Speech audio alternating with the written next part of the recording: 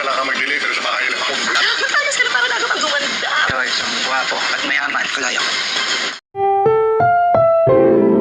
Ang programang ito ay rated SPG, striktong patnubay at gabay ng magulang ang kailangan. Si David nga ang inutusan ni Ramon para mag-deliver ng produktong inorder ni Senyor Facundo. Sa bahay mismo ito na mga kabalyero i-deliver.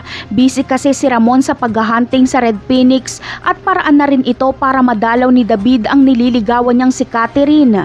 Ikinatuwa naman ito ni David dahil miss niya na si Catherine. Samantala, pinaghandaan ng mga kabalyero ang pagdating ni David. Pinapagluto ni Senyora Bettina ang mga katulong ng masasarap na pagkain dahil darating daw umano ang manliligaw ni Catherine. Excited si Bettina na makaharap ang impostor na si Jesus. Magpapakitang tao naman si David at sasabihin niya kay Senyora Bettina na mapagmahal siya sa mga matatanda.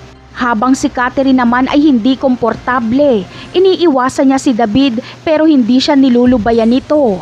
Habang si Tinding at Noy naman ay gagawin ang lahat makita lang ang mukha ng manliligaw ni Catherine.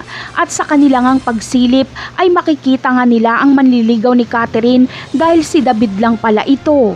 Malamang ay matutulala si Tinding sa kanyang matutuklasan. Hindi niya alam kung paano nangyaring napakayaman ni David at iba ang pagkatao nito. Kaya hindi magpapakita si Tinding kay David at si Senyor Facundo ang kakausapin ni Tinding.